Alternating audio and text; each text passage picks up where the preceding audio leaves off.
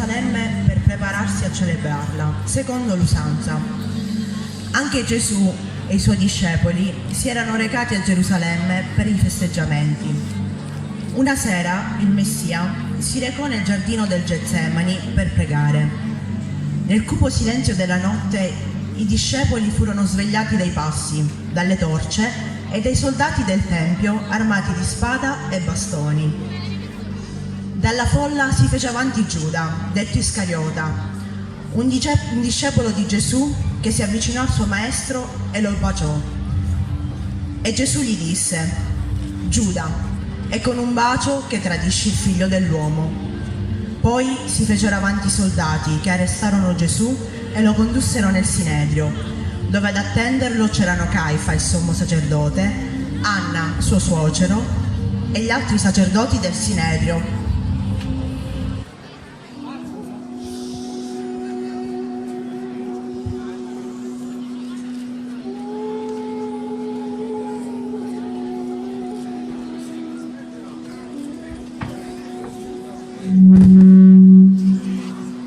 Chi ha convocato questa assemblea? Dove sono gli altri membri del Sinedrio? Siamo qui per discutere del nuovo falso profeta che si fa chiamare il Messia. Da quando è arrivato a Gerusalemme, le folle hanno perso la testa per lui e noi li a guardare. Poi ha usato schiacciare i mercanti e i venditori di bestie sacrificali dal cortile del nostro tempio e noi non abbiamo alzato un dito. Ma quante volte abbiamo contestato anche noi la presenza dei mercanti nelle porte del Sacrato Tempio? Infine lo abbiamo lasciato predicare nel nostro tempio senza che mai costui desse segno della tua autorità, Caifa, o tantomeno di sottomettersi al Sinedrio stesso. Infatti oggi noi lo giudichiamo secondo la legge di Israele. Con tutto il rispetto per te più saggio rivelo, esiste una possibilità che a quanto pare nessuno qui ha preso in considerazione. E quale? La possibilità che Gesù di Nazareth sia il Messia atteso dal popolo.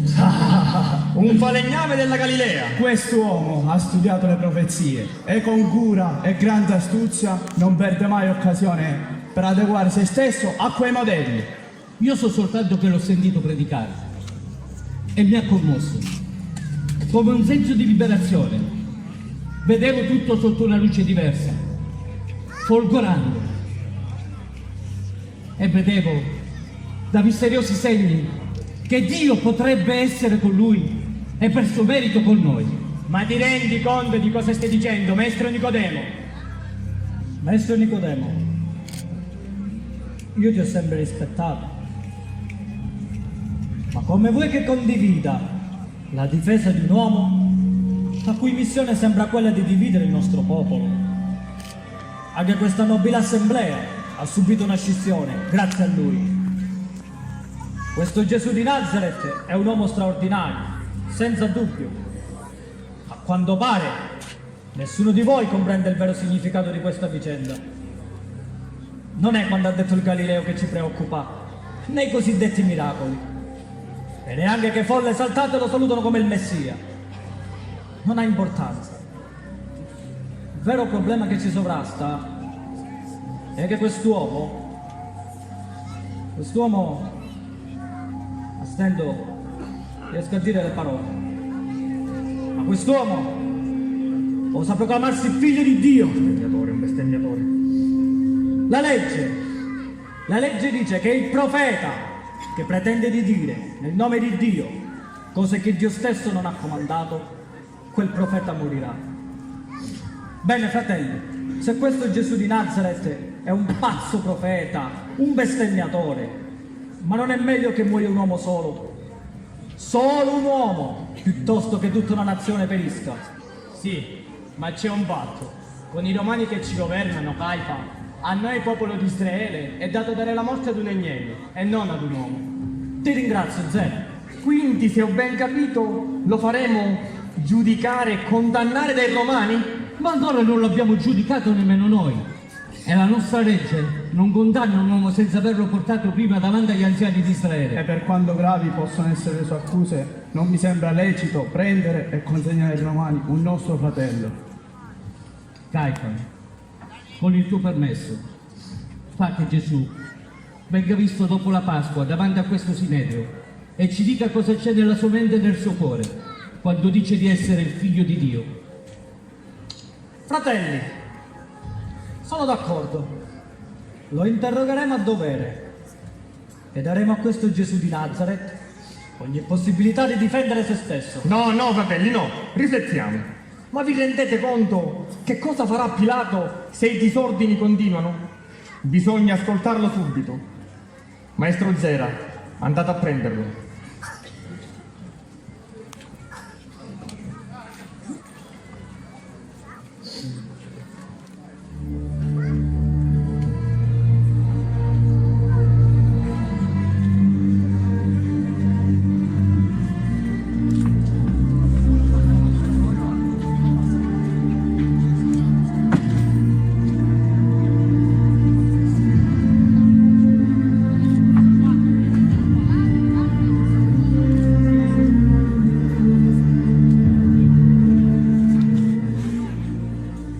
Sei Gesù di Nazareth? Dicono che sei un re. Dov'è il tuo regno? A quale stirpe reale appartieni? Parla, rispondi! Sei solo il figlio di un povero falegname, no? Alcuni dicono che tu sei Elia, ma egli fu portato in cielo su un carro di fuoco. Perché non dici niente? Sei stato condotto qui come un bestemmiatore.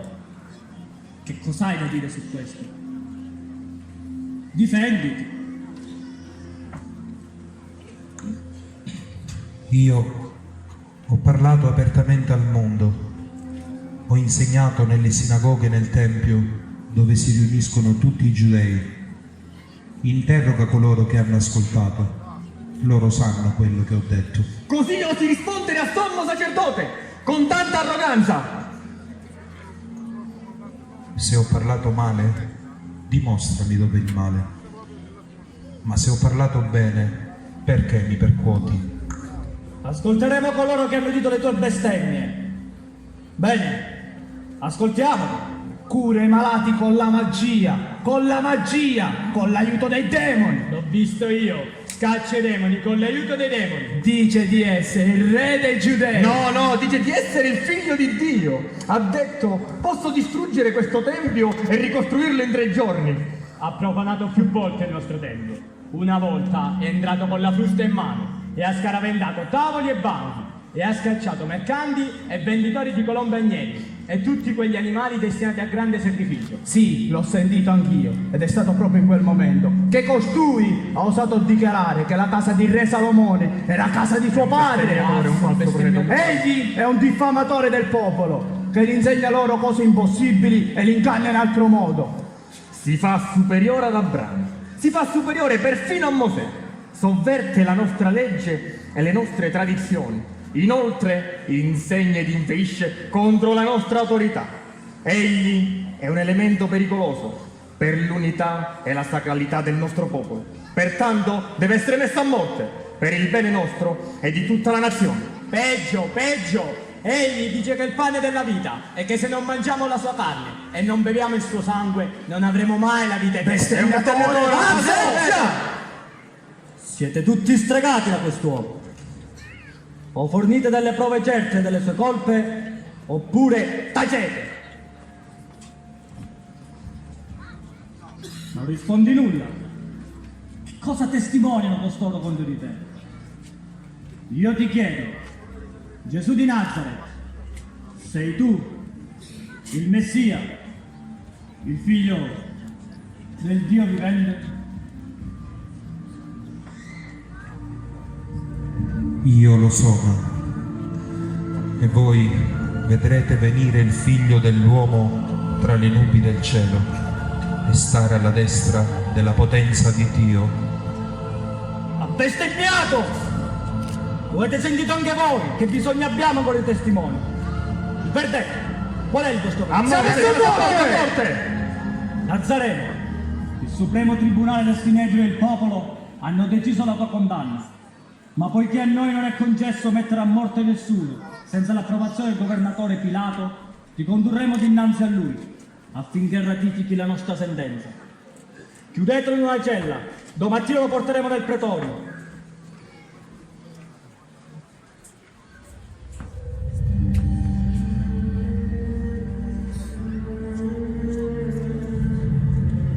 Gesù nel frattempo si fece giorno e Caifa, con a seguito i sacerdoti e gli accusatori, condussero Gesù nel pretorio.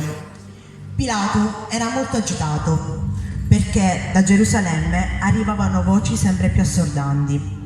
Negli anni l'odio per i romani era diventato sempre più feroce, rivolte ed insurrezioni non si contavano più, tutte soffocate nel sangue. Ma chi era ora questo Gesù di fronte alla potenza di Roma?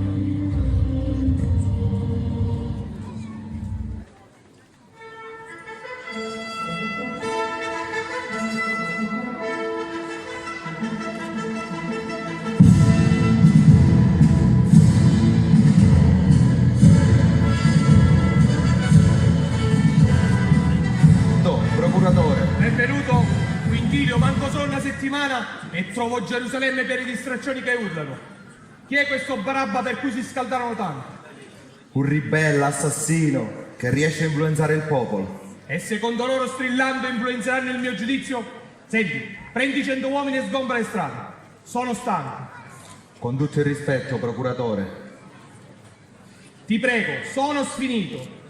Gerusalemme è piena di gente per Pasqua e ci sono molte teste calde in giro.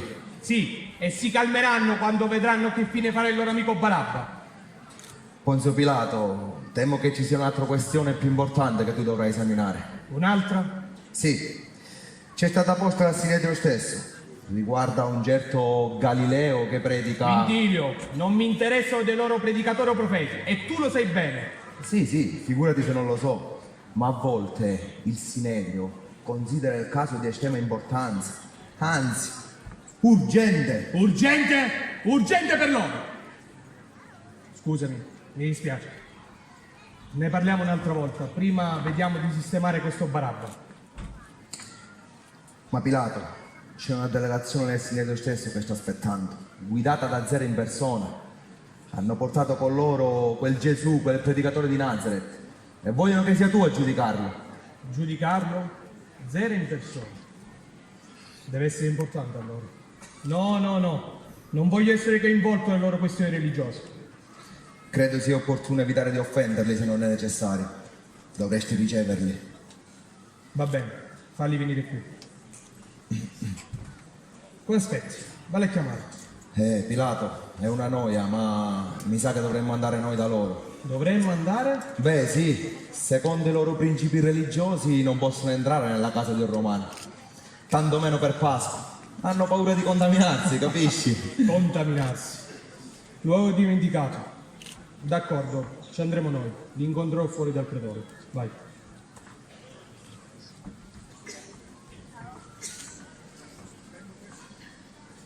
Che è difficile governare questo popolo.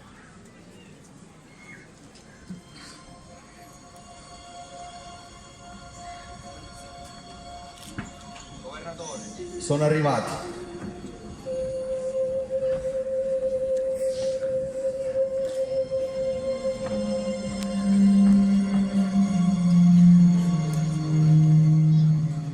Caifa, punite sempre i vostri prigionieri prima che siano condannati? Governatore, La nostra non è stata altro che una minima punizione rispetto a ciò che si merita. Quest'uomo è un pazzo rivoluzionario.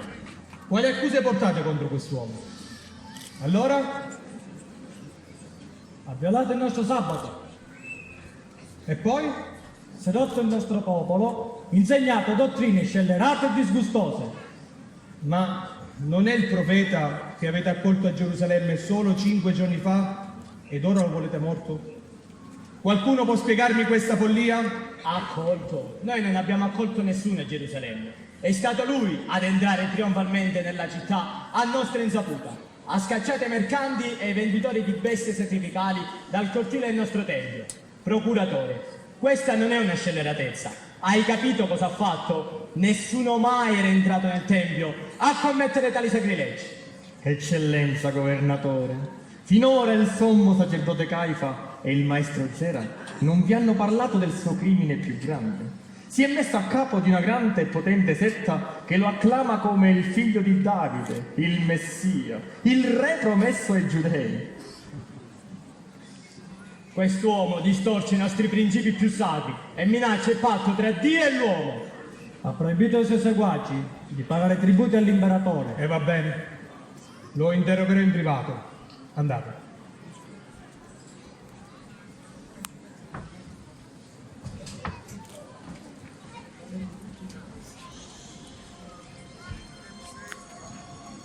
Tu sei il re dei Giudei? Dici questo da te o altri te lo hanno detto di me? E perché te lo chiederei? Sono forse io giudeo? Io non so quali sono le vostre credenze sulle vostre leggi. Sono loro, il popolo e i capi della nazione. Sono loro che ti accusano di essere reo e lesa maestà al grande Cesare. La tua gente, il tuo popolo ti ha condotto qui da me. Vogliono che ti faccia giustiziare. Perché? Cosa hai fatto? Sei un re?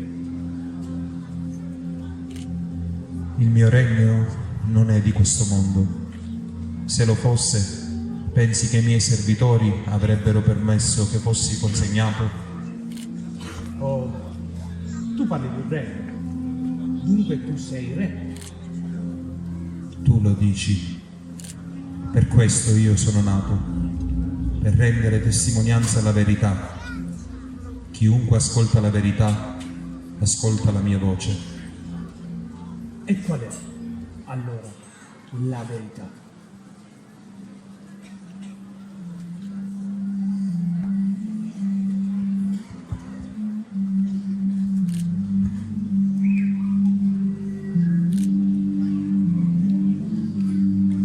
Quindilio, di a casa di rientrare nel pretorio. Sì, governatore.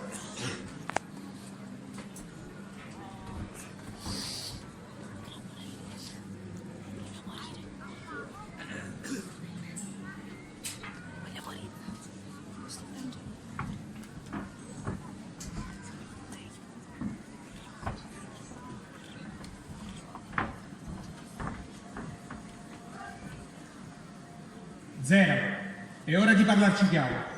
Io non capisco perché ritenete quest'uomo così temibile. Procuratore, se solo tu lo conoscessi bene come lo conosciamo noi, anche tu lo reputeresti pericoloso. Predica di cambiare le leggi dei nostri padri, che è immutabile. Immutabile. Ma dice di perdonare anche gli altri assassini. E questo non è un crimine anche per Roma o sbaglio, procuratore? Ma lui non è un criminale, è solo un sognatore. Procuratore, quindi, cosa ha deciso? Io ho interrogato quest'uomo e non trovo in lui nessuna colpa. Silenzio! Non avete rispetto per il nostro procuratore romano. Quindi esiste ancora quell'usanza che per la Pasqua il procuratore rilascia un condannato a morte come atto di clemenza. Sì, esiste ancora. E noi abbiamo dei condannati. Gesù. E Barabba. Facciamo scegliere. Ecco la mia decisione. Come sapete, ogni anno io vi rilascio un condannato in omaggio alla Pasqua.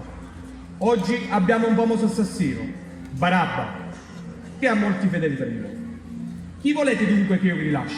Barabba, l'assassino, o Gesù, detto il Messia? Lui non è il nostro messia, è un impostore, un bestemmiatore. Libera Barabba. E lo chiedo ancora una volta. Chi dei due volete che vi rilasci? Libera Barabba! Liberatelo. Che ne farò dunque di Gesù di Nazaretto? No! Lo punirò severamente, ma poi lo lascerò libero. No, sulla E Ceolo! Non vi basta? È stato punito, umiliato abbastanza. Metterò in croce il vostro re. Non abbiamo altro re che Cesare. Cesare, di cui distruggete le immagini e oltraggiate le insegne. Parla, difenditi. Lo sai che hai il potere di liberarti, ma anche quello di metterti in croce. Tu non avresti nessun potere su di me se non ti fosse stato dato dall'alto. Per questo mi hanno consegnato nelle tue mani a una colpa ancora più grande. Se liberi quest'uomo, governatore, non sei amico di Cesare. Ti si fa reo, ma contro Cesare la legge romana. E allora taci, bestia selvaggia, e ascolta il mio giudizio. Voi volete crocifiggerlo, solo voi. La ragione latina si ribella a un crimine mai provato, a un delitto mai commesso.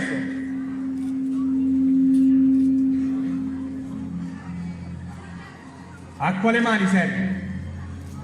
Tutta l'acqua del Giordano, che io voglio lavarmi le mani del sangue che non avrei mai voluto versare.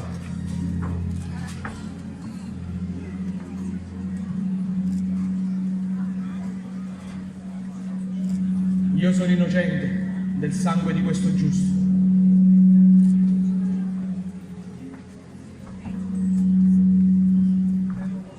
Che il sangue di costui ricada su di noi